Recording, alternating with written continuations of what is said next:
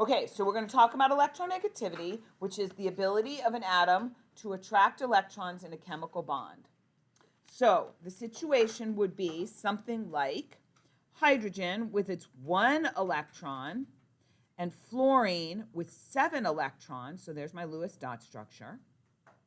And we know that hydrogen has an electronegativity of 2.1 and hydrogen has fluorine has an electronegativity of 4.0.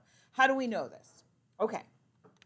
So first, this electronegativity, the ability of this atom to attract electrons in a chemical bond, is expressed in actual numeric values. So there are numbers attached to it. So other trends that we've been talking about, like ionization and atomic radius, there are numeric values attached to these, but we haven't been discussing it. We've just been saying, oh, they're general trends. That's true. We've just been discussing general trends. This one in particular, next chapter, not now, but next chapter, we're actually going to be talking about specific numbers. But how do you know the specific numbers, right? In other classes, they give them to you in the questions, not in my class. In my class, you get a periodic table which has the numbers where the atomic masses are, right?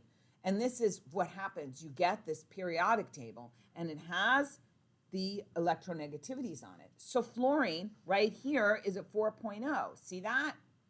And hydrogen is a 2.1. See, here's the trend. Look at the trend. Left to right, the electronegativity is increasing from 0.9 to 3.0 in the third energy level, right? From top to bottom, from 1.0 to 0.7, it's decreasing. It even says here, increasing electronegativity, decreasing electronegativity. See that? Fluorine is the highest electronegativity, and francium is the lowest electronegativity. All right? So you get this periodic table, like one would get this periodic table, which has the electronegativities written on it. Now, why are the electronegativities so important? Now, we're looking into the next chapter a little bit, the next unit a little bit, all right? So a little exposure. You know how I love to do that, all right? So the reason it's so important is because how you identify the, here it comes, type of bond. What's the next unit on, Ms. Paxton? Types of bonds. How you identify the type of bond is by the numerical difference between these two. So you would take 4.0, subtract 2.1, you get 1.9, and that tells you the type of bond it is. So this is super important, electronegativity, right? But what that tells us now, right now, is that hydrogen is going to give its electron to fluorine,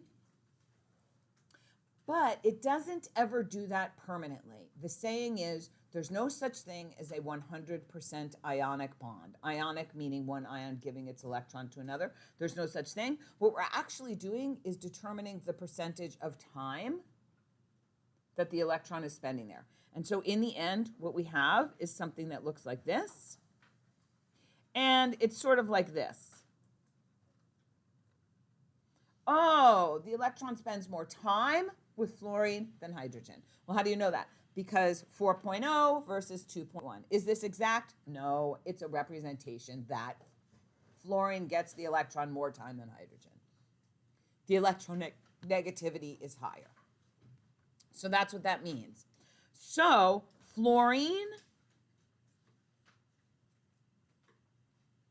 is 4.0. It's the highest electronegativity on the periodic table. All right? It's expressed in numerical values from left to right. The electronegativity increases. The elements decreasing in size.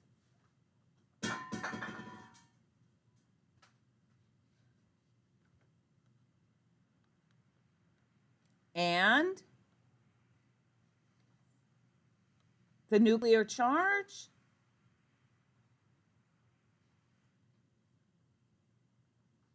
left to right, what's happening to the nuclear charge?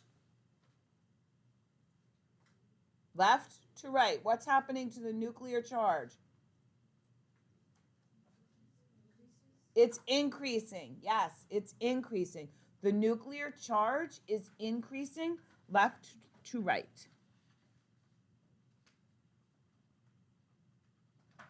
Okay, now going top to bottom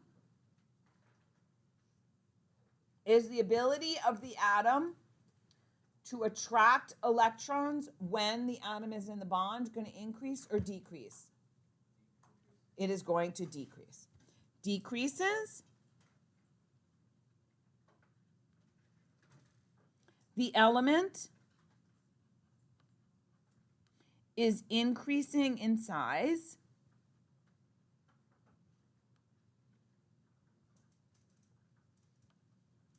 So the pull to the nucleus is doing what?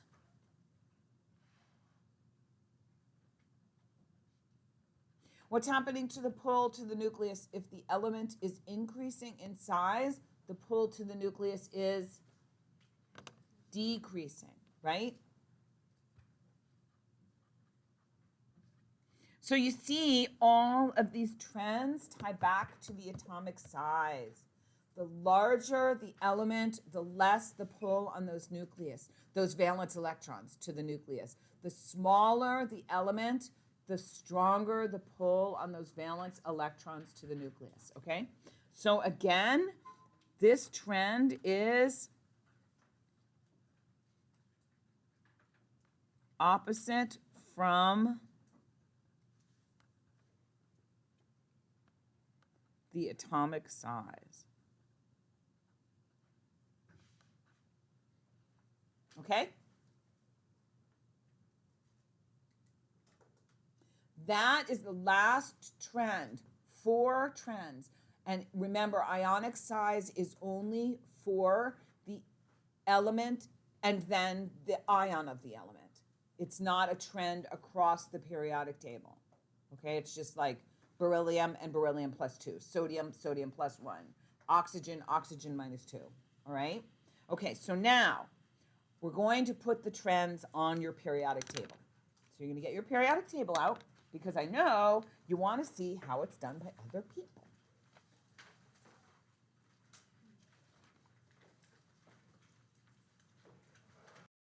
Okay, so I'm going to show you a couple ways. So here are a couple ways and places. So here's one. Right below the lanthanides and the actinides. So they have, first of all, I need to explain reactivity. Reactivity is not an absolute trend. It's kind of like this element and the element next to it. I want to be clear about that. It's not a whole periodic table trend. It's more like this element and the element next to it. So reactivity. So for example, going down, if I was looking at potassium and rubidium, it increases as you go down. So potassium is less reactive than rubidium because it increases as you go down. All right, it decreases as you go left to right. So if I was looking at potassium and calcium, then calcium would be less reactive than potassium. But that's all really I can do. I can't really say like potassium and bromine all the way over on the other side because that's just too far away. Kind of all you can do is the elements that are next to each other with reactivity. Okay? All right, so atomic radius and then electronegativity and ionization. So what we did was we did like decreasing arrows and increasing arrows. So that's one way, is to put them right down here. This person, put them in this bottom corner here. Top to bottom, left to right. This person has a little section of their periodic table, a little section of their periodic table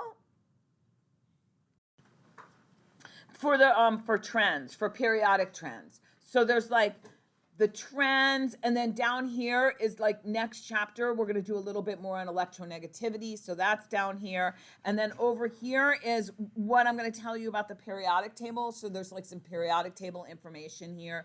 So they have like a little, and then over here is like some naming information with like the transition metals. So they have like a little section down here that's all about like the periodic table. That's what I would do. But how you do it is up to you, all right? I mean, I kind of like, this person kind of like set up little sections. Like here is like their little nuclear equation, nuclear chemistry section is up here. They just have this person organize, who is this? Oh no. This person organized their periodic table like, kind of like that, all right? But you don't have to. You can organize it just in boxes on the other side. All right? So I'm going to leave this up here so you can see. Make sure you understand it. I am cautioning you. Do not put stuff on your periodic table unless you understand it. One of my big things about this course, for me, in an honors chemistry course, is I want you to know what's going on your periodic table, because your next chemistry course, I want you to have your periodic table to take that on to your next chemistry course. Okay, so then once you get the parts put on your periodic table, what you're going to do is you're going to go through and use the back of the notes to try and indicate whether an atom has increases or decreases in size when it forms a positive or negative ion, why each trend works the way it does, and what form a positive a negative ion, what form an element will make when it forms an ion, positive or negative, and why. So all three of these are on the notes themselves. So you just have to turn over the notes and look for the answers to those. You might want them to go on your periodic table, but you got to decide that, because I don't know whether you want those. So you got to, decide for yourself. Then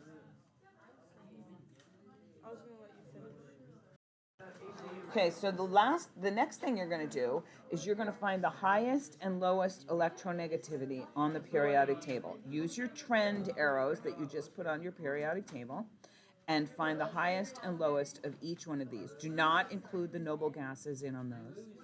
And then the last thing that you're going to do is answer these questions.